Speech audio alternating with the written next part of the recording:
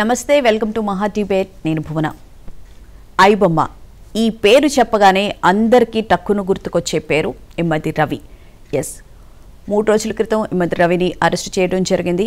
ముఖ్యంగా ఈ నిర్వహిస్తున్నటువంటి ఐబొమ్మ బప్పం వెబ్సైట్, బప్పం టీవీలకు సంబంధించి నిర్వహిస్తున్న నేపథ్యం కూడా మనం చూస్తున్నాం. ముఖ్యంగా చూసుకుంటే ఐబొమ్మకు సంబంధించి ఇమ్మడి రవిని అరెస్ట్ చేసిన నేపథ్యంలో సోషల్ మీడియాలో కానీ అలాగే మీమ్స్ ద్వారా రవికి మద్దతు పలుకుతున్న విధానం అయితే మనం చూస్తున్నాం. ఎందుకు పైరసీ చేసి సినిమాలు ఆయన అప్లోడ్ చేస్తున్నప్పటికీ రవికి ఎందుకు అంత క్రేజ్ ఉంది? ఎందుకు అరెస్ట్ చేసిన వెంటనే మీమ్స్ రిలీజ్ చేశారు? సోషల్ మీడియాలో రవికి సపోర్ట్గా ఎందుకు మాట్లాడుతున్నారు? దీనికి ప్రధాన కారణం ఏంటి? అయితే ఈ పైరసీ కనుక సంబంధించి నేరం రుజువైతే కనుక 3 సంవత్సరాల నుంచి 7 సంవత్సరాల దాకా కూడా శిక్ష పడే అవకాశం ఉందంటున్నారు. మరి అయినప్పటికీ కూడా రవికి సంబంధించి చాలా సామాన్యమైన కుటుంబంలో నుంచి వచ్చినటువంటి రవి చాలా కష్టపడి చదువుకుని పైకొచ్చి చాలా తెలివితేటలు ఉండి ఈ దీంట్లోకి పైరసీ భూతంలోకి ఎందుకు వచ్చాడు?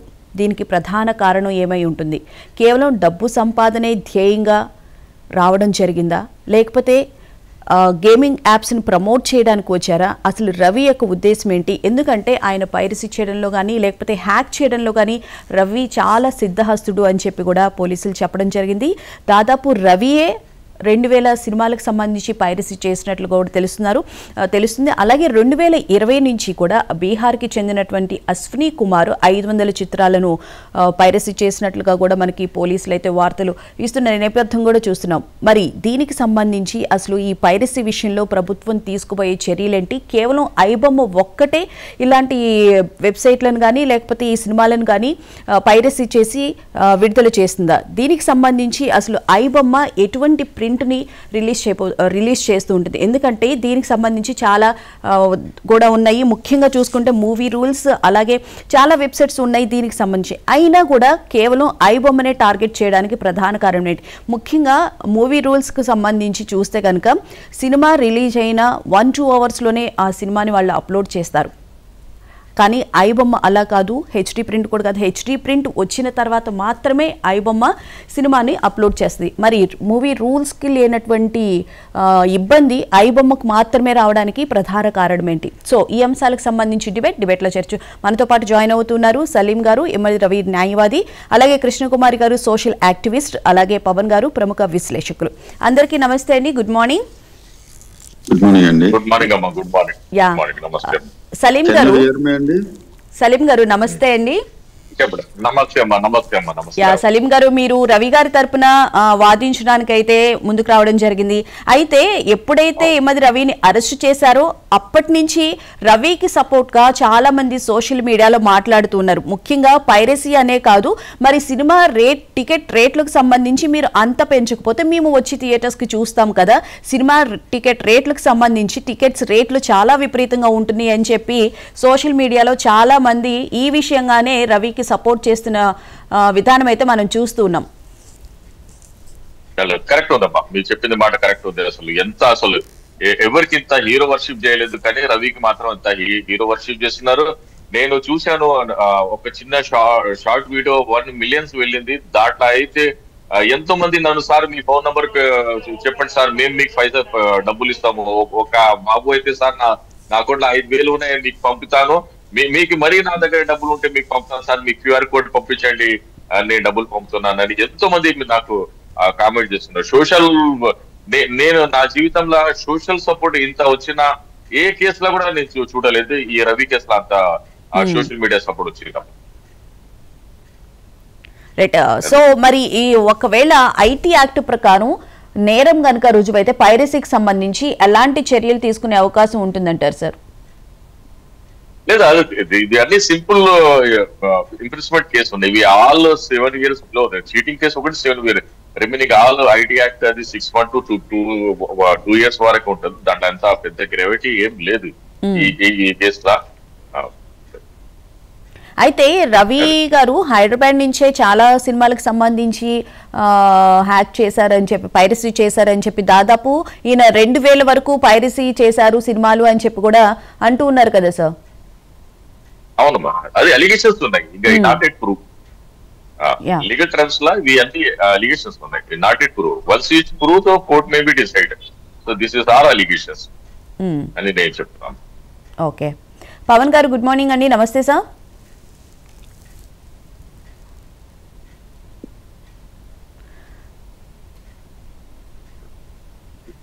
యా, సలీం గారు, ముఖ్యంగా ఈ పైరసీకి సంబంధించి అసలు ఇలాంటివి చేసే అధికారం ఉంటుందా? ముఖ్యంగా చూసుకుంటే కనుక వెబ్సైట్స్ రన్ చేస్తున్నారు, పప్పన్ టీవీ ద్వారా వాళ్ళు ముందుకు వెళ్తున్న నేపథ్యం కూడా మనం చూస్తున్నాము. కానీ ఎవరికి రానటువంటి క్రేజ్ కేవలం రవికి మాత్రమే రావడాన్ని మీరు ఎలా చూస్తారు? అది చాలా హీరో వర్షిప్ ఉంది కదా. ఇప్పుడు మనం ఆ ఠాగూర్ సినిమా, శివాజీ సినిమా లాగా, పుష్ప సినిమా లాగా, పుష్ప కూడా ఏం చేస్తాడు, పబ్లిక్ ప్రాపర్టీ కదా అమ్మేస్తాడు ఆయన, అమ్మేసి పబ్లిక్ పంచుతాడు. సో ఈయన పుష్ప 3 అనే నేను భావిస్తున్నాను. Okay, right. పవన్ గారు గుడ్ మార్నింగ్ సార్. నమస్తే. నమస్తే అండి. Can you here me? Yeah, వినిపిస్తుంది సార్. సార్, అసలు రవికి ఇంత క్రేజ్ రావడానికి కారణం ఏంటి? ఎందుకంటే సోషల్ మీడియాలో కానీ మీమ్స్ ద్వారా కానీ రవిని అరెస్ట్ చేయడం పట్ల చాలా వ్యతిరేకత వచ్చింది. ముఖ్యంగా చూసుకుంటే కనుక పైరసీని మేము సమర్థించడం లేదని చెప్తూనే సినిమా టికెట్ రేట్లు మరి ఆ విధంగా పెంచుతూ ఉన్నారు. కొత్త సినిమా రిలీజ్ అవగానే భారీ బడ్జెట్ సినిమా అని చెప్పి రేట్లు పెంచుతున్నారు. అది మా మీద భారం పడుతుంది కదా, సామాన్యుడు వచ్చి థియేటర్కి సినిమా ఎలా చూడగలడు అనేది సోషల్ మీడియాలో ప్రధానంగా వస్తున్నటువంటి ప్రశ్న.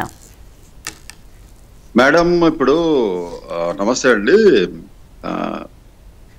రెండు వేరు విషయాలు కదా. ఇప్పుడు పైరసీ అనేది వేరే విషయం, అలాగే టికెట్ రేట్స్ అనేది వేరే విషయం. ఇప్పుడు టికెట్ రేట్లు పెరిగాయి కదా అని చెప్పి అన్యాయమైన మార్గంలో, అక్రమమైన మార్గంలో వెళ్ళడం, దానికి సోషల్ మీడియాలో డెఫినెట్ గా అంటే వెల్లువెత్తిన అభిమానం కావచ్చు, కాదనట్లేదు. కానీ ఎంతమంది సపోర్ట్ చేసినా ఒక అబద్ధం నిజమైపోదు, ఎంతమంది సపోర్ట్ చేసినా ఒక అన్యాయం నిజమైపోదు. ఇందాక సారు రాబిన్ హుడ్ లేకపోతే ఠాగూరు, శివాజీలో రజనీకాంత్ అది ఇదని చెప్తున్నారు. వాళ్ళు భోజనం పెట్టడానికో, పక్కన వాళ్ళకి ఒక ఎడ్యుకేషన్ ఇవ్వడానికో, లేకపోతే పుష్ప దానిలో కూడా అన్ని సమర్థనీయమా? ఇప్పుడు యాక్ట్ ఉంది, కాపీ రైట్స్ యాక్ట్ ఉంది, పైరసీ యాక్ట్ ఉంది. పెద్దలు లాయర్ గారు, ఆయనకి తెలియదేం కాదు. కానీ దాన్ని సమర్థించడం అనేది అది ఎంతవరకు కరెక్ట్? రేపొద్దున్న తను డార్క్ వెబ్ లో ఉన్నాడు ఇమ్మంది రవి. అలాగే ఎంతో మంది సంబంధించిన కాల్ డేటా తను రిసీవ్ చేసుకుంటున్నాడు. ఒక బెట్టింగ్ యాప్స్ ద్వారా తను తీసుకుంటున్నాడు, అంటే డబ్బులు తీసుకుంటున్నాడు, దాని స్పాన్సర్షిప్స్, అడ్వర్టైజ్మెంట్స్ అవన్నీ తీసుకుంటున్నాడు. ఎవరైతే యూజ్ చేస్తున్నారో, సపోజ్ ఒక 50 ఏళ్ల వ్యక్తి యూజ్ చేస్తున్నాడు ఐబొమ్మ అని అనుకుందాం. దానిలో ఆ సైట్ లో వాళ్ళ పిల్లలు, ఒక 20 ఏళ్ల పిల్లలు ఆ సైట్స్ ఉపయోగించి అవి చూసుకుంటూ వాటిల్లో అడ్వర్టైజ్మెంట్స్ వస్తాయి ఖచ్చితంగా. బెట్టింగ్ యాప్స్, ఆ బెట్టింగ్ యాప్స్ కూడా XBet అని, XXBet అని ఇవన్నీ చదివా నేను. మళ్ళా ఆ బెట్టింగ్ యాప్ల ద్వారా చేసుకుంటూ దానిలో డబ్బులు పోగొట్టుకుంటూ 1200 మంది సంవత్సరానికి చనిపోతున్నారు బెట్టింగ్ యాప్స్ ద్వారా, టీనేజర్స్, ముఖ్యంగా జెన్ జీ కిడ్స్. మరి దీనికి బాధ్యులు ఎవరు? అడ్వర్టైజ్మెంట్ ద్వారా. ఇప్పుడు ఇలా ఒక సర్కిల్ లాగా ఉంటుందండి, కర్మ ఫలితం లాగా. నేను ఇది తప్పు కాదు, వాళ్ళు పెంచారు కాబట్టి నేను ఈ సైట్స్ లోకి వెళ్ళి ఎవరైతే పైరసీ చేస్తున్నారో వాళ్ళని నేను ఎంకరేజ్ చేస్తా అనేది అది ఎంతవరకు కరెక్ట్? అది ఎవరికి వాళ్ళు ఆలోచించుకోవాల్సిన. ఇప్పుడు ఐ బొమ్మ కాకపోతే ఇంకొకటి రావచ్చు, జే బొమ్మ రావచ్చు, వై బొమ్మ రావచ్చు, జెడ్ బొమ్మ రావచ్చు. ఆల్రెడీ ఇంకా ఉన్నాయి కదా సార్, మూవీ రూల్స్ అని, మూవీ బ్లాస్ట్ అని.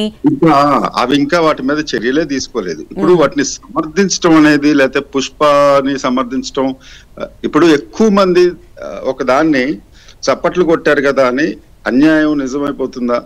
1 కోటి మంది ఉన్నారనుకోండి, ఒక 70 లక్షల మంది దాన్ని సమర్థించారు, 30 లక్షల మంది దాని మీద ఆధారపడి బతుకుతున్నారు. అది కూడా ఒక సినిమా రంగమే. నేను కూడా ఒక సినిమా డైరెక్టర్ని, ఓ మూవీ చేశాను నేను. పైరసీ కూడా అయింది మూవీ 2020లో, మూవీ రూల్స్కి వెళ్ళింది అది. సో ఇలా సమర్థించుకుంటూ పోతే ఒక తప్పుని తప్పుగా ఒప్పు అని చెప్పుకుంటూ వెళ్ళడం అనేది, అంటే సొసైటీ ఎటువైపుకి వెళ్తుంది? అంటే చాలా మంది సమర్థిస్తే అది తప్పు ఒప్పైపోతుందా? పైరసీ చట్టం ఏమవుతుంది?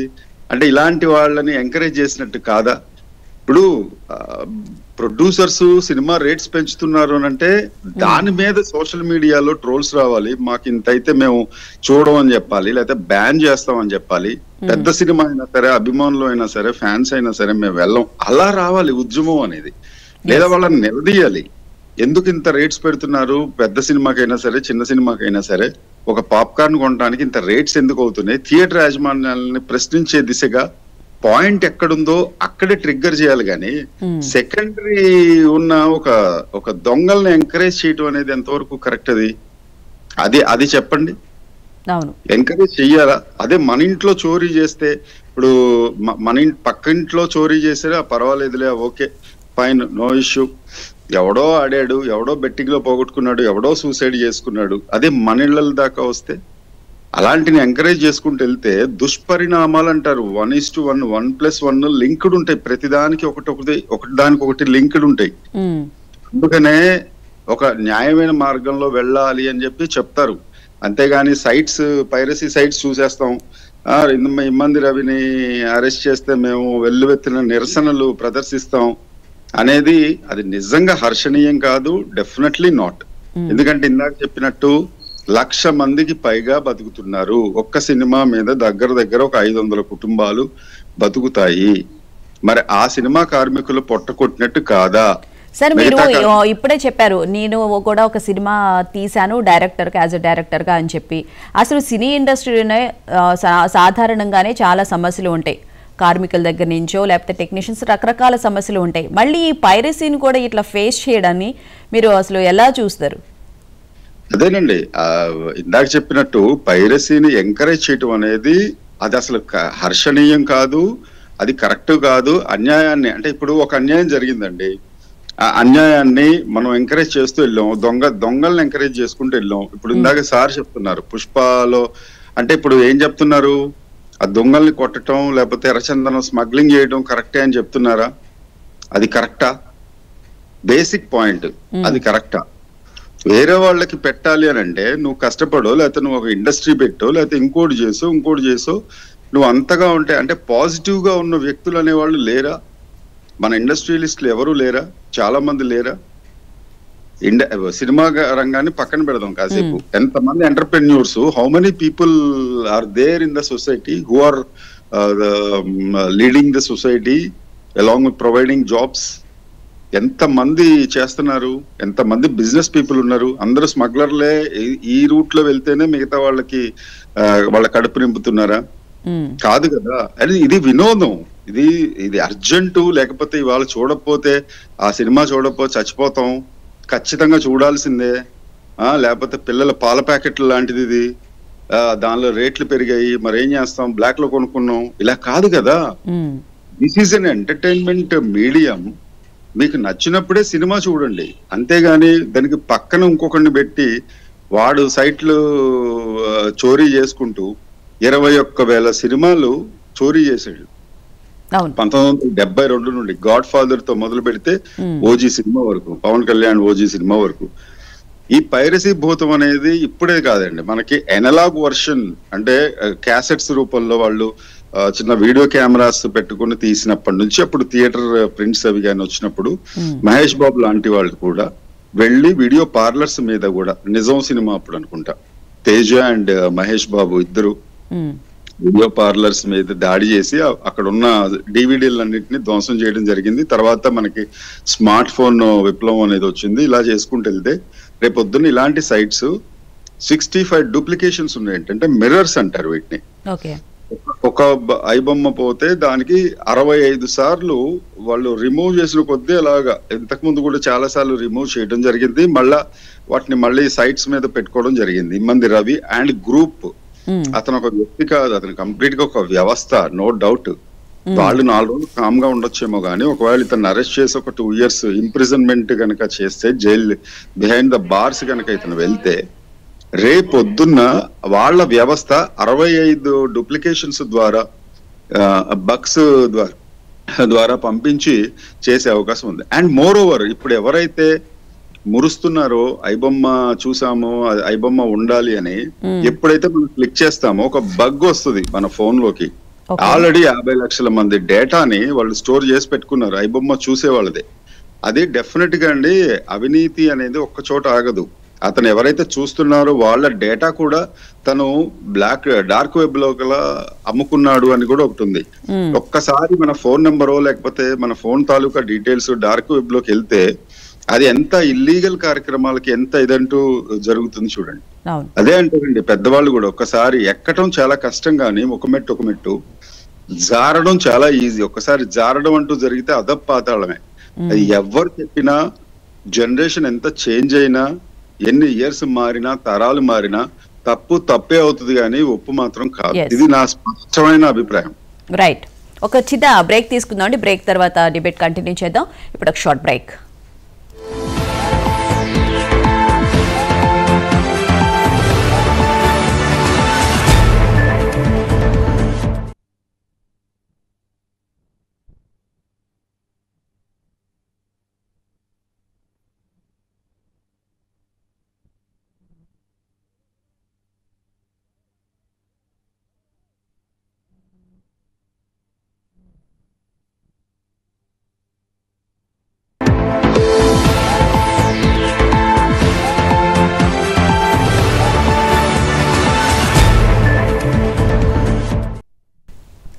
వెల్కమ్ బ్యాక్ టు మహా డిబేట్. సలీం గారు, ఇప్పుడు పవన్ గారు చెప్పినట్లు రవి అనే వ్యక్తి కాదు, ఈయన ఒక వ్యవస్థని నడుపుతున్నాడు అని చెప్పని అంటున్నారు. కరెక్ట్, అంటే ఎంత వాస్తవం నాకైతే తెలియదు. సార్ చెప్పారు, చాలా బాగా చెప్పారు సారు, కానీ దాంట్లో ఎంత నిజం ఉంది అది అయితే నాకు తెలియదు. సార్ చెప్పింది కూడా చాలా, ఆయన ఫ్యాక్ట్స్ చాలా బాగా పెట్టారు. కానీ దీంట్లో అసలు డిబేటబుల్ ఏముంది అంటే, ఈ రోజు సోషల్ మీడియాలో ఆ బాబుకి అంత సపోర్ట్ వచ్చిందంటే ఓన్లీ రీజన్ గా సినిమా రేట్లు ఎక్కువ ఉంది. సో దాని మీదనే మనం మాట్లాడుతున్నాం. సో వ్యవస్థ ఇప్పుడు ఆల్టర్నేటివ్, ఇప్పుడు ఏమంటారు, ఒక మనిషి ఇప్పుడు సార్ అన్నది సినిమాలో వాళ్ళ ఓన్ చాయిస్ ఉంటుంది, కానీ మన ఇండియన్ సమాజంలో ఫుడ్ ఎంత అవసరం ఉంది, సినిమా కూడా అంతే అవసరం ఉంది. 100%. ఇప్పుడు మనము చూడండి, పవన్ నుండి ఇప్పుడు నేను యాజ్ అ లాయర్ ఉన్నాను, ఒక్క 5 నిమిషాల ఎంటర్టైన్ కాలేదు ఏదో ఒక సినిమా డైలాగ్ చూస్తాం, కామెడీ అయినా చూస్తాం, ఒక సాంగ్ అయినా చూస్తాం, ఏదైనా ఒక రీల్ చూస్తాం. సో ఇండియన్ సమాజంలో సినిమా బేసిక్ నీడ్ ఉంది. అందులో కూడా సౌత్ ఇండియా అయితే మరీ ఇంకా ఎక్కువ ఉంది. ఇప్పుడు ఆల్ ఇండియా లెవెల్లో మన ఇండియా ఎంత పెద్దగా ఉంది. Only 4th state Andhra Pradesh, Karnataka, Tamil Nadu and Kerala 60% tenders ఉన్నాయి. మాక్సిమం సినిమా కేసు సౌత్ ఇండియాలోనే ఉంది, మరి నార్త్ ఇండియాలో అలా ఉండదు అది. So south India basically well cultural, ఇప్పుడు చూడండి సౌత్ ఇండియాలో ఉన్న ఫుడ్స్ నార్త్ ఇండియా మీకు దొరకదు. ఇక్కడ ఒక్క ఇడ్లీ నుంచి దోశ, రవ్వ, ఉప్పం, కుడుం, గిడెం ఇవన్నీ ఉంటాయి ఇక్కడ. మరి మొగలీ డిష్ ఉంటాయి. సో నార్త్ ఇండియాలో అలా ఉండదు. సో మన సౌత్ ఇండియా కల్చర్ లో సినిమా ఇస్ అ బేసిక్. ఇక్కడ చేసింది ఏమంటే, ఇప్పుడు పబ్లిక్ చెప్పింది ఏమంటే, వీడు చేసే పాపం అని నమ్ముతారు, కానీ చేసిన పాపం పవిత్ర పాపం అంటున్నారు. ఆయన చేసింది దొంగతనే, కానీ దొంగతనం చేసి పంచారు. సో దాని మీద పబ్లిక్ రియాక్షన్ వచ్చింది. ఆయన తప్పు చేశాడా ఒప్పు చేశాడా అంటే it is up to the court ఆయన ఇది. సో ఇక్కడ ఆయన దొంగతనం చేసి పబ్లిక్ పంచారని ఆ కేసు మీద పబ్లిక్ రియాక్షన్ అవుతుందని నేను నా వాదన. పవన్ గారు ఏంటో చెప్పండి. ఇప్పుడు అర్జెంట్ అవసరం ఉందని చెప్పి మనం పాత సినిమాల్లో చూస్తుంటాం, ఒక బ్రెడ్ దొంగతనం చేస్తాడు పిల్లోడు, అతను ఊరుకున్నారా, పబ్లిక్ ఊరుకున్నారా, చావగొట్టారా? అది బేసిక్ నీడ్. అంటే అది ఫుడ్ లేకపోవడము, లేకపోతే ఆకలితో మలమల మాడే వాళ్ళకి ఒక ముద్ద తీసుకొని వెళ్ళటమో, పర్వాలేదులే ఒక ముద్దే తీసుకెళ్లి పెట్టాడు. అది రాబిన్ హుడ్ విషయంలోనూ లేకపోతే ఇంకోళ్ళ విషయంలోనూ అవన్నీ స్టోరీసే. కానీ బయట సమాజంలో ఇప్పుడు నీ ఇంట్లో చోరీ చేస్తే ఊరుకుంటారా? ఎవరు ఊరుకోరు కదా. కంపల్సరీగా పోలీస్ స్టేషన్ లో రిపోర్ట్ ఇస్తారు. ఇప్పుడు బంగారం ధరలు బాగా పెరుగుతున్నాయి, అది బేసిక్ నీడ్ అయిపోయింది. పెళ్లిళ్ళకి అమ్మాయిలకి బంగారం పెట్టాలి. పక్కోడి మెడలో బంగారం తెంచి పెడతామా, లేకపోతే కష్టపడి వెళ్ళి సంపాదించుకుని వెళ్ళి తీసుకెళ్లి బంగారం షాప్కి వెళ్ళి తీసుకొని వచ్చి కొనుక్కుంటామా? రండి, తప్పుని ఎన్ని రకాలుగా ఏ కోణంలో నుండి సమర్థించాలని చూసినా తప్పు ఒప్పు అయిపోదు. అది పైరసీ అనేది దారుణమే. అది కూడా సినిమా రంగం కూడా కార్మికులతోటి ముడిపడిన రంగమే. నేను ఇందాక చెప్పినట్టు కొన్ని వందల మంది, వేల మంది దానిలో వర్క్ చేస్తున్నారు. అలాంటప్పుడు ఇప్పుడు సినిమా రంగం కనుక కుదేలవుతే వాళ్ళకి వేరే వర్క్ చేయడం అనేది తెలియదు. వాళ్ళకి చాలా మంది డాన్సర్స్ ఉంటారు, 25 క్రాఫ్ట్స్ ఉన్నాయి ఇప్పుడు ఏ ఆర్టిఫిషియల్ ఇంటెలిజెన్స్ తోటి పోల్చుకుంటే. మీకు 21,000 సినిమాలతోటి 3,500 కోట్లు భారీగా నష్టం అనంటే అది ఎవరి అకౌంట్ లోకి వెళ్తున్నట్టు? మళ్ళీ పబ్లిక్ విషయంలో చెప్పాలి అని అంటే మనం టికెట్ రేట్స్ తగ్గించాలి అని పోరాడాలి, అంతేగాని ఆ పైరసీ ఉంది కదా అని చెప్పి పక్కవాడి పొట్టగొట్టడం ఏంటి? ఒక్కళ్ళు పొట్టగొట్టినా కూడా తప్పే కదా. సరే, మీరు తగ్గించాలి అని అంటున్నారు, కానీ భారీ బడ్జెట్ మూవీ వచ్చినప్పుడల్లా 2 వారాలు పెంచుకునే విధంగా కూడా ప్రభుత్వం అనుమతి ఇస్తుంది. మనం తగ్గించాలి అని అంటే ప్రభుత్వం ఓ పక్కన సపోర్ట్ చేస్తూ ఉంది, ఎట్లా అవుతుంది? ఇది ఇప్పుడు ఎన్ని సినిమాలు అనేది పెరుగుతూ వస్తున్నాయి. ఇప్పుడు 4-5 మనకి స్టార్ హీరోస్ అనే వాళ్ళు ఉన్నారు, ఒక 5 మంది ఉండొచ్చు. వాళ్ళ సినిమాలు రిలీజ్ అయినప్పుడు మాత్రమే టికెట్ రేట్స్ అనేవి పెంచడం ఇదంతా జరుగుతుంది. చాలా మంది కూడా దాన్ని వ్యతిరేకిస్తున్నారు. అయితే దీన్ని ఆ కోణంలోనే చూడాలి. టికెట్స్ రేట్ తగ్గించాలి, ఆ రకంగా పోరాడాలి. మేము థియేటర్లో చూస్తాము, థియేటర్లో చూసినప్పుడు మాకు ఇబ్బంది లేకుండా ఇంతమంది వస్తాం, మేము ఫ్యామిలీ మెంబర్స్ 2,000-3,000 అవుతుంది, మా జేబులకి చిల్లులు పడుతున్నాయి అని చెప్పండి. ఇప్పుడు ఎలా అయితే సోషల్ మీడియాలో ఇంత వెల్లువెత్తిన మొన్న ఒక పెద్ద సూపర్ స్టార్ సినిమా రిలీజ్ అయింది, మరి సోషల్ మీడియాలో మరి ఇంత రాలేదే? ఏం లేదండి, వాటికి స్పందించరు జనం. పబ్లిక్ కూడా ఏంటంటే వాళ్ళకి ఫ్రీగా రావాలి. అందులో కొంతమంది ఓకే గాని ఫ్రీగా చేతుల్లోకి ఫోన్లోకి ఫ్రీగా వచ్చింది కదా, ఎన్ని రోజులు అట్లా ఫ్రీగా చూస్తారు? రేపొద్దున దాని మీద ఎఫెక్ట్ అనేది అయితే ఏ బగ్గో పంపించి ఆ ఫోన్ లోపల ఉన్న గూగుల్ పే నుండో ఫోన్ పే నుండో డబ్బులు అనేది చోరీ అవుతే ఆ నొప్పి అనేది వాళ్ళకి కూడా తెలుస్తుంది. ఏంటి అని అంటే ఒక చోట ఆగరండి వాళ్ళు. పైరసీ చేసేది అతనేమి ఇమ్మంది రవి అనేవాడు సంఘ సంస్కర్త కాదు, సోషల్ సర్వీస్ ఏం చేయట్లా. అతను డబ్బులు సంపాదిస్తున్నాడు దాని మీద. 20 కోట్లు ఆల్రెడీ సంపాదించాడు మామూలుగా అన్అఫీషియల్ లెక్కల ప్రకారమే. కరీబియన్ ఐలాండ్స్ లో అతను కొంత స్థలం కూడా కొనుక్కున్నాడు. యూరోప్ కంట్రీస్ అనేది తిరుగుతున్నాడు. దాని డబ్బు ఎలా అవుతుంది? అది కూడా పబ్లిక్ మనీ, పబ్లిక్ సబ్స్క్రిప్షన్ ద్వారానే అతనికి డబ్బు వచ్చింది. ఎలా? Through advertisement. ఏం అడ్వర్టైజ్మెంట్? ఎక్స్ బెట్టింగ్స్, ఈ బెట్టింగ్స్ ద్వారా వచ్చింది. మరి అది సంపాదన లేకుండా అతను ఉచిత సేవ ఏమన్నా చేస్తున్నాడా? సంఘ సంస్కర్త కాదు. కాకపోతే ఇక్కడ వీళ్ళు బెనిఫిట్ అవుతున్నారు, ఫోన్లలో చూసుకుంటున్నారు. అది కూడా నాకు తెలిసి అంటే మనం కూర్చున్న ప్లేస్ లో నుంచి చూస్తున్నాం కదా, సో మనకి ఇంకా ఏం పట్టించుకోవట్లేదు. ఎంటర్టైన్మెంట్ కావాలనుకుంటున్నాము, కూర్చున్న ప్లేస్ లో ఎక్కడ కావాలనుకుంటే అక్కడ కూర్చుని చూస్తూ ఉన్నాము, అవేం పట్టించుకోవట్లా. అంతేగాని అతనే సంఘ సంస్కర్త కాదండి. అతను డబ్బులు దీని మీద out of this piracy set is earning much more is earning. అతనేమి ఇందాక సార్ కనుక చెప్పినట్టు సోషల్ సర్వీస్ అతనేం చేయట్లేదు. తను పైగా మన డేటా కూడా డెఫినెట్ గా తను తీసుకుని ఇది చేస్తున్నాడు. మీరు కావాలంటే ఐబొమ్మలో రెగ్యులర్ గా వాచ్ చేసే వాళ్ళు కనుక చూడొచ్చు. వాళ్ళకి అరే ఈ ఫోన్ నెంబర్ మనం ఎవరికి ఇవ్వలేదు, ఎక్కడి నుంచి వచ్చింది ఇది, లేకపోతే ఇంకోటి ఏంటి అనేది కూడా డెఫినెట్ గా అతనికి తెలిసి ఉండొచ్చు. ఇంకోటి ఏంటంటే మన డేటా గనక అవతల వాళ్ళకి వెళ్ళిపోతే అది ఎంత మిస్లీడ్ అవుతుంది, ఒక క్రిమినల్ బేస్డ్ కూడా అయ్యే అవకాశాలు కూడా ఉంటాయి. ఎందుకనంటే పోలీస్ డిపార్ట్మెంట్ తోటి సన్నిహిత సంబంధాలు ఉంటాయి కాబట్టి నేను కూడా ఐఎమ్ ఫ్రమ్ మీడియా ఓన్లీ.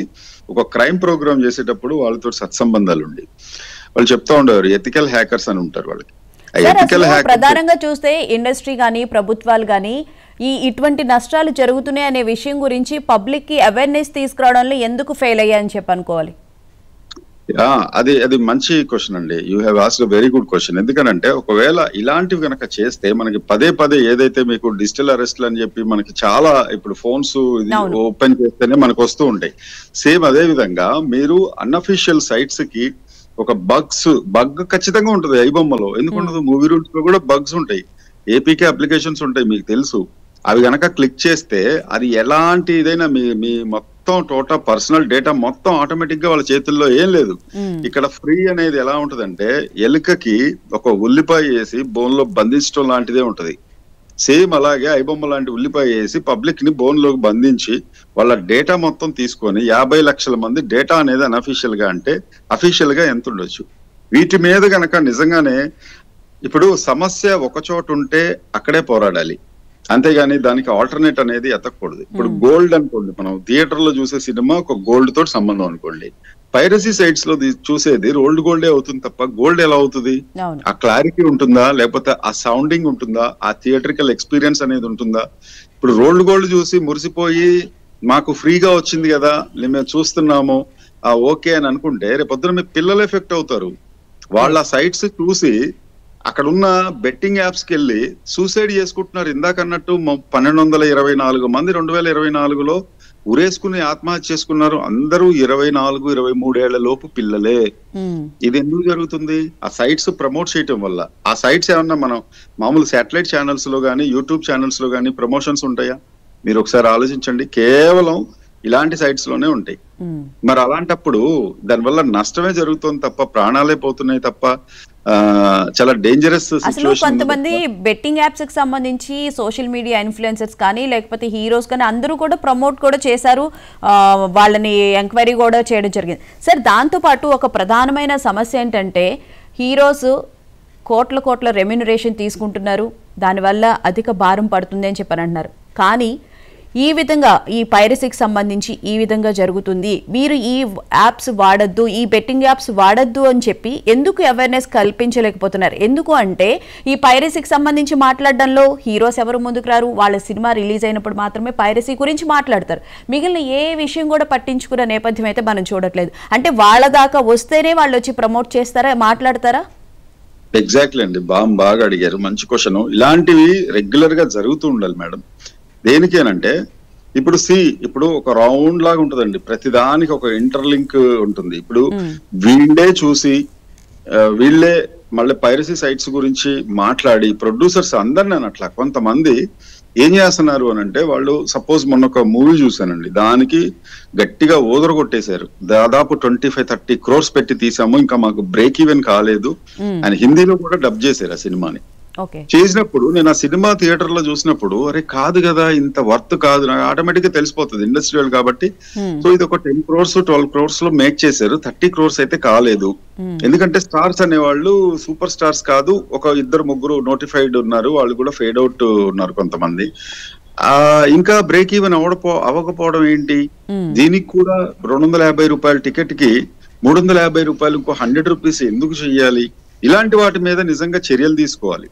అది గవర్నమెంట్ తో కూడా. కొంతమంది ఇప్పుడు పెద్ద సినిమాను మేము 350 కోట్లతో తీసామండి అని దగ్గర నియర్ బై ఒక 4000 థియేటర్స్, 4000 థియేటర్స్ అనేది కూడా పోయిందండి. ఒక సినిమా అయితే ఒక పెద్ద స్టార్ సినిమా దగ్గర వరల్డ్ వైడ్ గా 10,000 థియేటర్స్ లో అనేది రిలీజ్ అయింది.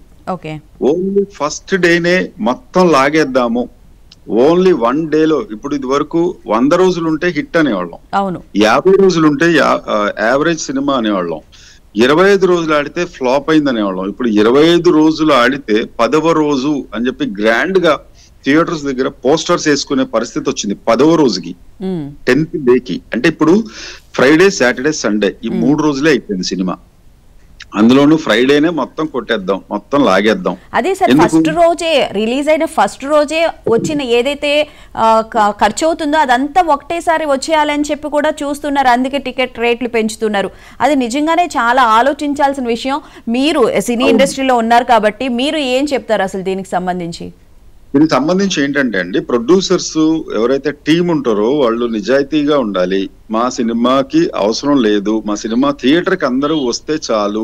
అక్కడ ఉన్న థియేటర్ లో ఒక పాప్కార్న్ నిజంగానే ఒక సామాన్యుడికి బలహీనతతోటి ఆడుకున్నట్టే అవుతుంది. ఇందాక మీరు చెప్పినట్టు సినిమా అనేది ఒక బలహీనత, అదొక మన బ్లడ్ లో ఒక సెంటిమెంట్ లాగా అయిపోయింది. ఏంటి అని అంటే ఎంటర్టైన్మెంట్ లో మనకి తెలుగు వాళ్ళకి ముఖ్యంగా గుర్తొచ్చేది అంటే సినిమా.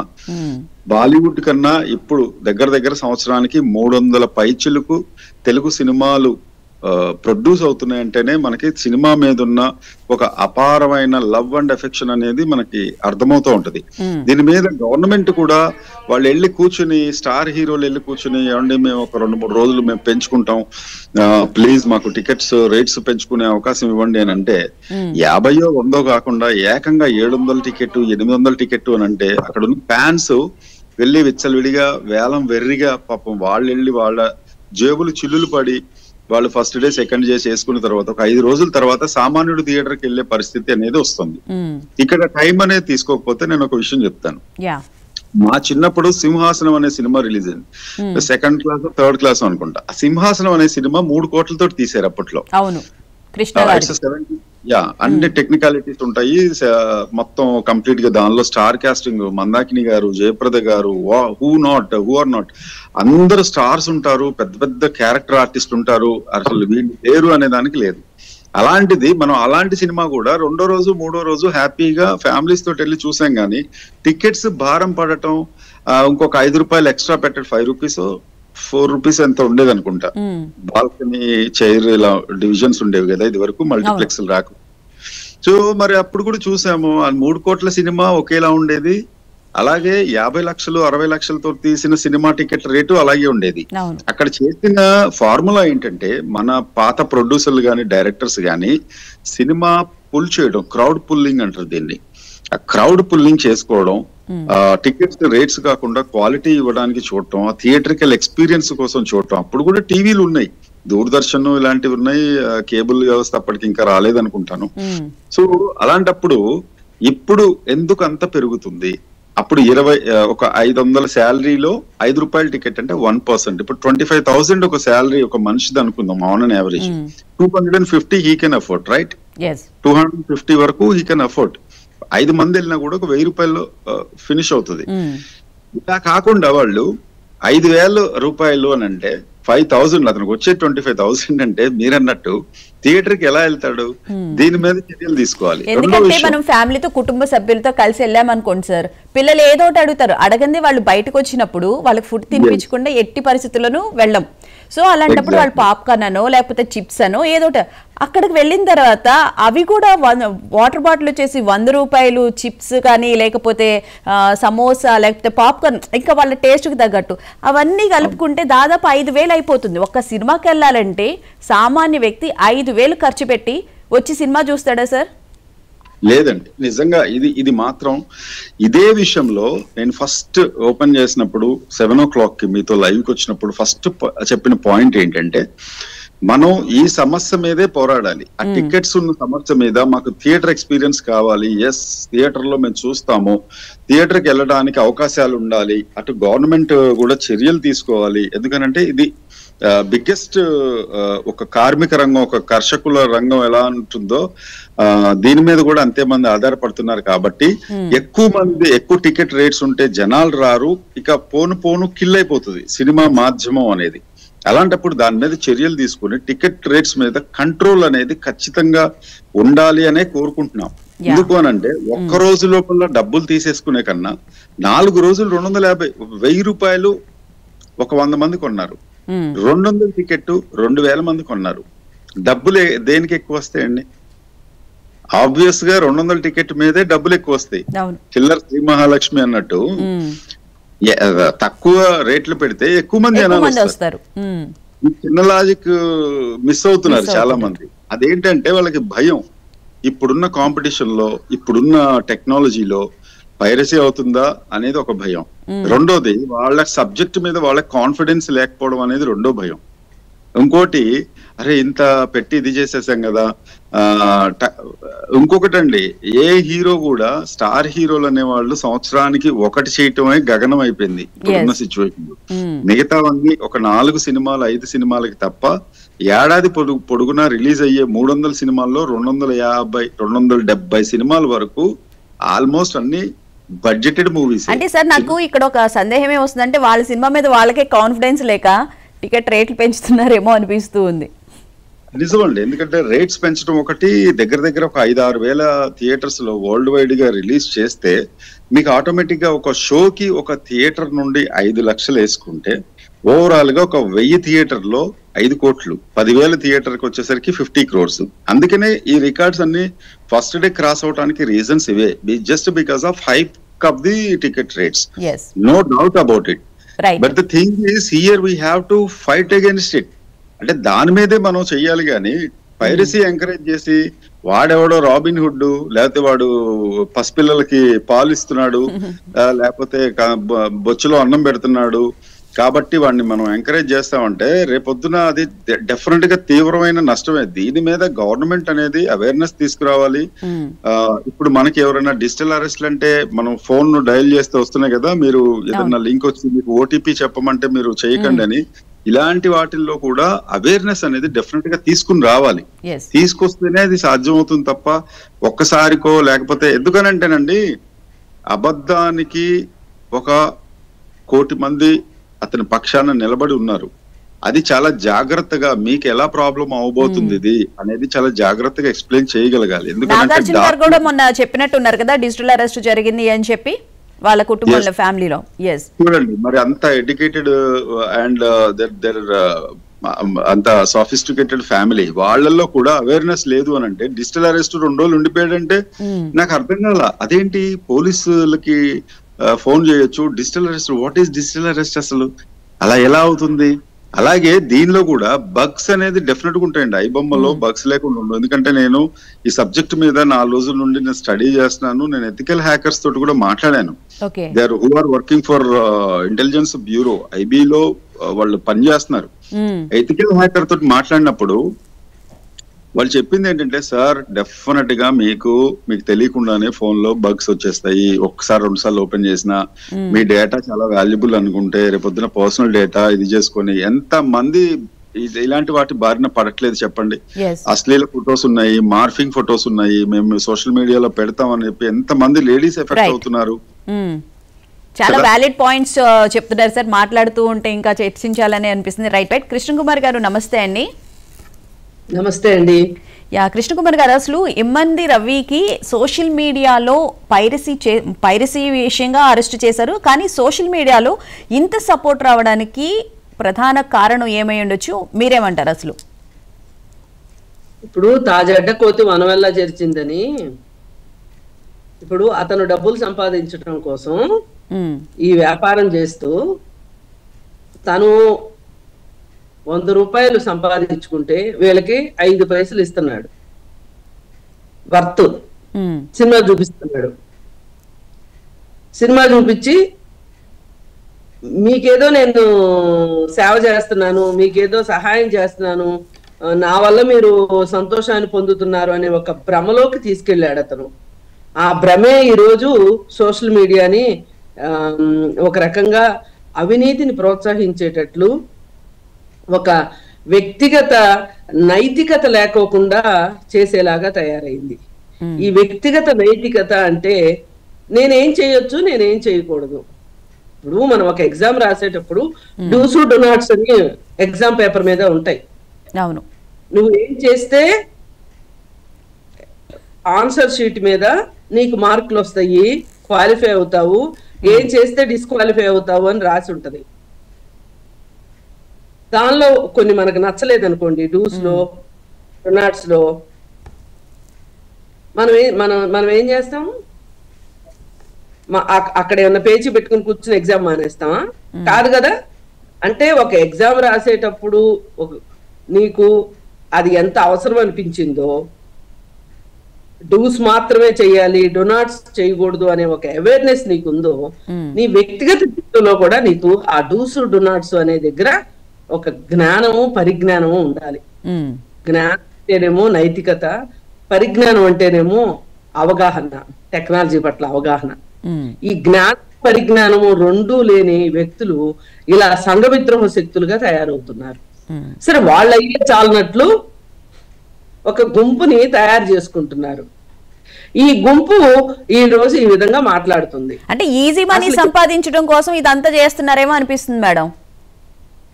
ఒకటమ్మా, ఇక్కడ ప్రాబ్లం ఏంటంటే ఇందాక సార్ చెప్పినట్లు చాలా విపులీకరించి చెప్పారు సారు. అవును, వాడు డబ్బులు సంపాదించుకుంటానికి ఈ ఒక్క సినిమా చూపించడమే కాదు, ఇంకా చాలా చేస్తాడు నీ డేటా తోటి. ఇప్పుడు ఇదేదో ఒకప్పుడు మా చిన్నప్పుడు అండి తడికల్ థియేటర్లు అని ఉండేవి. ఉంటే మేము టికెట్ కొంతమంది ఏం చేసేవాళ్ళు అంటే టికెట్ కొని వెళ్ళేవాళ్ళు, కొంతమంది టికెట్ కొనకుండా ఏం చేసేవాళ్ళు అంటే ఆ తడికలకి చిన్న బెజ్జాలు పెట్టి ఆ బెజ్జాల్లోంచి సినిమా చూస్తుండేవాళ్ళు. ఈ థియేటర్ కి సంబంధించిన వాళ్ళు వచ్చేసేసి వీళ్ళని అప్పుడప్పుడు తోలుతా ఉండేవాళ్ళు, వీళ్ళు మళ్ళీ వచ్చి చూస్తా ఉండేవాళ్ళు. దీనివల్ల జరిగింది ఏంటి అంటే ఒక చిన్నపాటి అవమానం. అంటే అక్కడ పాపం ఆలోచించాల్సింది ఏంటంటే ఆ లోపలికి వెళ్ళి ఆ ₹10 టికెట్ చూసేది కూడా లేని వాళ్ళు అలాంటి పని చేస్తారు. వాళ్ళకి వచ్చేది ఎంతో కొంత సరే ఎవరు వస్తారో అని ఒక భయంతో చూస్తారు తప్పితే ఇంకా అంతకంటే మించి వాళ్ళకి నష్టం జరగదు. కానీ ఇక్కడండి ఇది కూడా ఖచ్చితంగా దొంగతనంగా చూసినట్టే ఈ సినిమాని. ఈ దొంగతనంగా చూసేటప్పుడు నీ డేటా వాళ్ళ దగ్గరికి వెళ్ళినప్పుడు ఇప్పుడు నీ ఫోను వాళ్ళకి కనెక్ట్ చేస్తున్నావు, నువ్వు కనెక్ట్ చేసినప్పుడు నీ ఫోన్ లో ఉన్న సమాచారం వాళ్ళు తీసుకుంటారు, కానీ వాళ్ళ దగ్గర ఉన్న సమాచారం నీకు ఏమిస్తున్నాడు, ఒక సినిమా చూపిస్తున్నాడు అంతే కదా. ఇప్పుడు ఇది ఒక ఎక్స్చేంజ్ ప్రోగ్రామ్. ఈ ఎక్స్చేంజ్ ప్రోగ్రామ్ లో నువ్వేం నష్టపోతున్నావో నీకు తెలియాలి. ఇప్పుడు మనం ఏం చేస్తామండి, గోల్డ్ షాప్కి వెళ్ళి బంగారం మార్చుకుంటాం, పాతది అయిపోయింది బంగారం మార్చుకుంటామని అడుగుతాం. అడిగితే మనం ఏం ఆలోచిస్తాం, మనం ఎంత వర్త్ గోల్డ్ ఇస్తున్నామో దానికి ఏవో కొన్ని తీసేయాల్సినవి తీసేసి మళ్ళీ మనకు అన్ని గ్రాములు గోల్డ్ ఇస్తేనే కదా మనం మార్కం చేసుకుంటాము. అవును. వేరే ఇక్కడ ఏం జరుగుతుంది, నీ డేటా మొత్తం అప్పనంగా తీసుకెళ్లి వాడికి అప్పచెప్తున్నావు. వాడు చూపించే ఒక చిన్న సినిమా చూస్తున్నావు, నువ్వు నీకెంత నష్టమో నీకు తెలియట్లేదు. పైగా ఇప్పుడు పని కట్టుకుని చాలా మంది దీన్ని గ్లోరిఫై చేస్తున్నారు, అది అన్నిటికన్నా బాధాకరం. చూసిన వాడు కుక్కిని పిల్లలాగా అరే నేను తప్పు చేశానా ఒప్పు చేశానా ఏం జరిగిందా, అయ్యో నేను ఇంకోసారి ఇట్లా చేయకుండా ఉండాల్సింది, అరే నేను ఇట్లా అనుకోలేదు అనే ఒక ఆలోచనలో చాలా మంది ఉండుండొచ్చు ఆ సినిమా చూసిన వాళ్ళు. కానీ దీనికి కొంతమంది బయలుదేరి ఈరోజు అతను రాబిన్ హుడ్, అతను ఇది అని మాట్లాడుతున్నారు. మాట్లాడే వాళ్ళని లాయర్కి ఒక్కడికి హక్కు ఉంటుందండి కేసు వాదించడానికి. ఆ కేసు తీసుకున్నప్పుడు అది కూడా కోర్టులోనే వాదించాలి. ఇలా సోషల్ మీడియాలోకి వచ్చి ఈ వేదికల మీద మాట్లాడే హక్కు లేదు. దీనివల్ల సలీం గారు రవి గారి తరపునే వాదిస్తున్నారు. అవును, ఆయన వాదించుకోమనండి, ఎవరు కాదనట్లేదు. అసలు ఇలాంటి వేదికలు పంచుకోవడం చాలా తప్పు అంటాను నేను.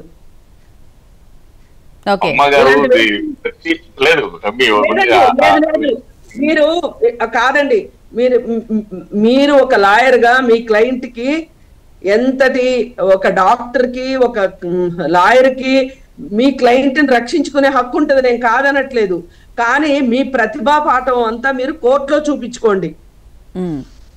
చూపిస్తున్నాను బయట చేయించే.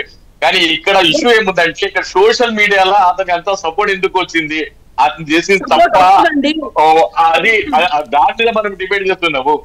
వినండి అప్పటి నుంచి మీరు చెప్తున్నారు, వినండి మేడం. ఒక్క మాట వినండి, చెప్పండి మేడం. ఇప్పుడు అతను చేసింది కరెక్ట్ అని అతను ఇచ్చే ఫీజు తీసుకుని మీరు వాదించవచ్చు, అది మీ ఇష్టం, నేను కాదనట్లేదు. సోషల్ మీడియా మొత్తం మీద అతనికి చాలా వచ్చేసింది అని సోషల్ మీడియా ఎవరండి? సోషల్ మీడియా ఓపెన్ గా వచ్చి సమాజంలో మనం అంతా సమాజంలో part and parcel of the life కదా. సమాజం అతనికి సపోర్ట్ చేస్తుంది, సమాజం అతనికి సపోర్ట్ చేస్తుంది. సినిమా ఇప్పుడు లేదమ్మా గారు, ఇప్పుడు సినిమాలో ఏమున్నాయి, సమాజం కాదండి. నేను మాట్లాడుతున్నాను, మధ్యలో మీరు వచ్చి మాట్లాడుతున్నారు, ఇది మర్యాద కాదు. సలీం గారు 2 నిమిషాలు ఆగండి, మేడం చెప్పడం అయిపోయిన తర్వాత మీరు సమాధానం చెప్తారు. కానీ మేడం చెప్పండి. ఇప్పుడు ఈ సొసైటీ నుంచి అతనికి చాలా సపోర్ట్ వచ్చింది అని చెప్తున్నారు. ఈ సపోర్ట్ కూడా నిజమైన సపోర్ట్ అని నేను చెప్పట్లేదండి. ఎవరైనా వచ్చి రోడ్డు మీదకి వచ్చి అతని పక్షాన మాట్లాడమని చెప్పండి. ఎవరన్నా నేను అతను ఇచ్చిన లింక్ చూసి నేను సినిమా చూశాను, నేను అతనికి సపోర్ట్ చేస్తున్నాను అని బహిరంగంగా రమ్మని చెప్పండి. ఈ సోషల్ మీడియా అనేది మనకి కళ్ళకి గంతలు కట్టి ఆడిచ్చే ఒక ఆట ఈ సోషల్ మీడియా. ఈ సోషల్ మీడియాలో వచ్చేది ఎంతవరకు నమ్మాలి, ఎంతవరకు నమ్మకూడదు అనే జ్ఞానము మనకు ఉండాలి. ఇప్పుడు అతను ఏమైనా ఇలా సినిమాలకు ఇలా జరుగుతుంది, సినిమా ఇండస్ట్రీ ఇలాంటి తప్పులు చేస్తుంది, అందుకని నేను ప్యారలల్ గా నేను మీకు సినిమా చూపించబోతున్నాను, ఇది నా లక్ష్యము అని చెప్పి అతను ఏమన్నా ఓపెన్ గా చెప్పి చేశాడా? దొంగలాగా కరేబియన్ దీవులకి ఎందుకు చెల్లి పెట్టాడు చెప్పండి. అతను చేసే దాంట్లో ఒక నైతికత ఉన్నా, ఒక న్యాయం ఉన్నా, లేదు ప్రజలకు సేవ చేయాలి అని అనుకున్నా గానీ అతనంత దొంగ బతుకు బతకాల్సిన అవసరం ఏమొచ్చింది? అతను ఎన్ని సొసైటీలో మనము చట్టాన్ని ఎంత డిగ్రేడ్ చెయ్యాలో, చట్టాన్ని ఎంత వీక్ చెయ్యాలో, నైతికతను ఎంత తొంగలో దొక్కాలో అవన్నీ చేసి చూపించాడు రవి. అలా చేసి చూపించడానికి కారణం ఏంటి అంటే, ఒక్క నిమిషం, సారీ అండి,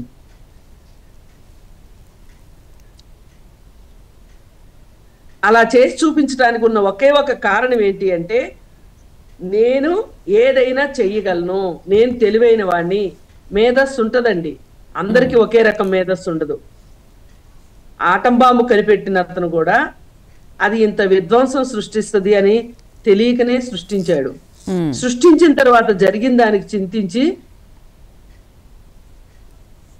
అతను నోబెల్ ప్రైజ్ పెట్టాడు. అందుకని ఏంటంటే, ఇతను ఏదో సమాజాన్ని ఉద్ధరించడానికి వచ్చిన మహానుభావుడు అనే కీర్తిస్తే గనక ఇంతకంటే దరిద్రం లేదు ఈ దేశానికి. ఎట్లా అవుతాడండి అతను ఎట్లా అవుతాడు చెప్పండి? ఏం నేర్పిస్తున్నాడు అతను? మీకు చట్టంలో ఉన్న లూప్ హోల్స్ ఏంటో దాని ప్రకారం చట్టంతో ఆడుకోండి అని చెప్తున్నాడు. ఆడుకున్న తర్వాత డబ్బుల కోసం వాదించే లాయర్లు వస్తారు, వాళ్ళు వాదిస్తారు. మేడం, ఇప్పుడు అసలు మనం ఈ ఐబొమ్మ గురించి మాట్లాడుతున్నాం కదా, కానీ ఐబొమ్మ 1 అని చెప్పి అప్పుడే ఓపెన్ అయింది, దాంట్లో అప్పుడే సినిమాలు కూడా కనిపిస్తూ ఉన్నాయి. అవునండి, అవును. ఇప్పుడు ఈ రవికి శిక్ష పడుతుంది, రవి ఇలా చేస్తే శిక్ష పడుతుంది అనేది గనక సమాజంలో వెళితే అప్పుడు ఇంకెవరు ఇట్లాంటివి చేయకుండా ఉంటారు. కానీ వాళ్ళని రక్షించడానికి లాయర్లు రావటమే కాకుండా ఇలాంటి వేదికలు పంచుకుని వాళ్ళు చేసింది కరెక్టే అని మాట్లాడుతున్నారు అంటే సమాజంలోకి ఏం సంకేతాలు ఇస్తున్నాం మనం చెప్పండి? ఇవి మంచి సంకేతాలు. రైట్, ఒకసారి సలీం గారిని అడుగుదాం. మేడం సలీం గారు చెప్పండి, ఏమంటారు? నాకు ఇంకా టైం కావాలి. ఆయన లాయర్ గా ఆయన కోర్టులో వాదించుకోమనండి. ఇలాంటి వేదికల మీదకి వచ్చి మాట్లాడితే ఏం జరుగుతుంది అంటే, ఇప్పుడు జనాలకి అవును కదా, లాయర్ గారు కూడా బయటకు వచ్చి చెప్పారు కదా, అసలు మన సోషల్ మీడియా చేస్తున్న దరిద్రమే ఇది. ఈ రోజు ఎక్కడో లేదండి సోషల్ మీడియా, మనమే సోషల్ మీడియా. ఇప్పుడు మాలాంటి వాళ్ళము ఒక అన్యాయానికి వ్యతిరేకంగా మాట్లాడుతున్నాం అనుకోండి, అది ఈ మాట్లాడేది కరెక్ట్ కాదు అని అనకపోవచ్చు, కానీ ఇంకొక రకంగా దొడ్డిదారిని తీసుకొచ్చి ఒప్పించాలని చూడటమే ఈ సోషల్ మీడియా పని. ఇప్పుడు సోషల్ మీడియాలో కామెంట్లు పెడుతున్నారు అని చెప్తున్నారు. ఎవరు పెడుతున్నారండి కామెంట్లు? దొంగతనంగా సినిమాలు చూసిన వాళ్లే పెడుతున్నారు. మీకు నేను ఛాలెంజ్ చేస్తున్నా, ఏ ఒక్కరైనా సరే, ఒక్కరంటే ఒక్కరు రండి, రోడ్డు మీదకి రండి, వచ్చి నేను చూశాను సినిమా, నేను చూసింది కరెక్టు, అలా దొంగతనంగా సినిమాలు చూడడం కరెక్టు అని చెప్పి ఒక్క మనిషిని బయటికి రమ్మని చెప్పండి. చాలా మంది వచ్చారు, దాని వల్లనే కదా ఇప్పుడు డిబేట్ అవుతుంది. సోషల్ మీడియా రోడ్డు మీదకి వచ్చి చేశారా అని చెప్పి మేడం అడిగేది. రోడ్ మీద వచ్చి చెప్తున్నారు, ఆయన మాకు దేవుడు, రవి మాకు దేవుడు అనే రోడ్ మీద చూడండి, సోషల్ మీడియాలో చూడండి అమ్మా గారు. దొంగలండి, సోషల్ మీడియాలో కామెంట్లు పెట్టేవాళ్ళు దొంగలు. నేను చెప్తున్నాను, నాకు ఆ ఇబ్బంది ఏదో మేము అనుభవిస్తున్నాం. ఎవడెవడో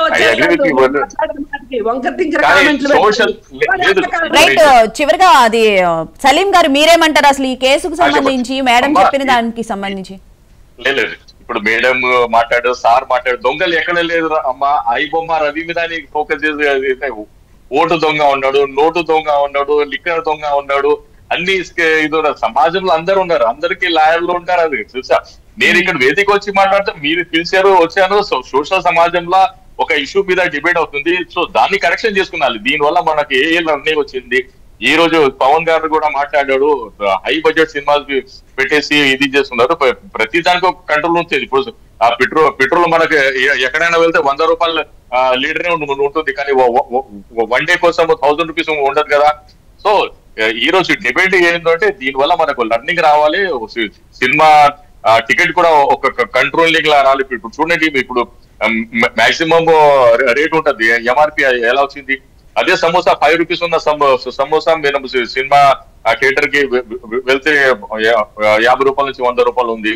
సో దీని మీద కూడా కంట్రోల్ రావాలి. సో ఇదే డిబేటబుల్ ఉంది. అంటే మనం ఒక హెల్తీ డిబేట్ స్పోర్ట్ స్పిరిట్ లా మనం మాట్లాడాలి. సో లాయర్స్ ఎప్పుడైనా లాయర్స్ సమాజం కోసమే ఉంటారు. సో సమాజంలో ఏదైనా తప్పు అయితే ఈ లాయర్లే కరెక్ట్ చేస్తారు. ఈ సమాజంలో ఈ రోజు వచ్చిన ఆయనకి సానుభూతి ఏమొచ్చింది? So what the this are allegation ఇందా అది ప్రూవ్ అయ్యలేదు.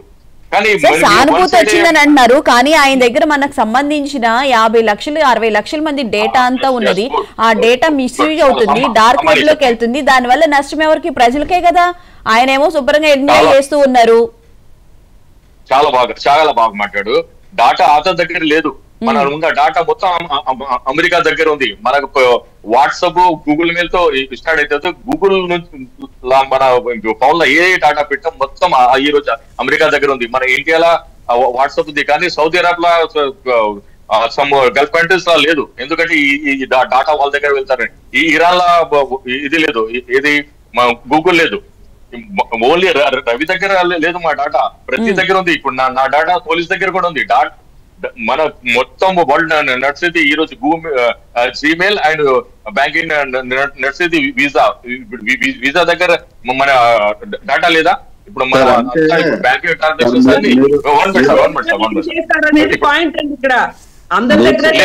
డాటా అందరు లేదు. ఇప్పుడు ఆ డేటాతో ఏం చేస్తారనేది పాయింట్. మీరు రక్షించుకోవటానికి మీరు కోర్టులో వాదించండి. క్లయింట్ కాదు అమ్మ, క్లయింట్ గురించి కాదు, ఫ్యాక్ట్ ఆఫ్ ద కేసు మాట్లాడుతున్నారు. డాటా గురించి మాట్లాడుతున్నారు. డాటా నా డాటా అందరి దగ్గర ఉంది. ఇప్పుడు నేను ఏదైనా ఇప్పుడు జూమ్ యాప్ డౌన్లోడ్ చేసుకున్నాను అనుకోండి, నా డాటా మొత్తం వాళ్ళకి వెళ్ళిపోతుంది. లాయర్ గారు మిగతా వాళ్ళు కూడా ఇలాగే చేయండి. ఐబొమ్మ మీ డేటా అమెరికా వాడు తస్కరిస్తున్నాడు కాబట్టి ఐబొమ్మ వాడు తస్కరించడం కూడా ఓకే యాక్సెప్ట్ చేయండి అన్నట్టుగా ఉంది వ్యవహారం.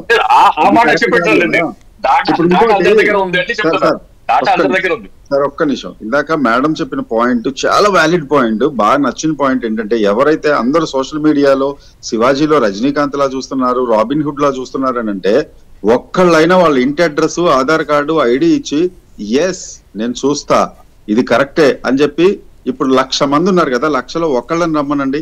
అలాగే 1,00,000 మందిలో 1 రూపీ పే చేయమనండి ఆ వెబ్సైట్ కి, ఐబొమ్మకి. ఏమంటే ఇది ఫుడ్ కి వెళ్తుంది, లేకపోతే చిన్న చిన్న పిల్లల పాలకి వెళ్తుంది,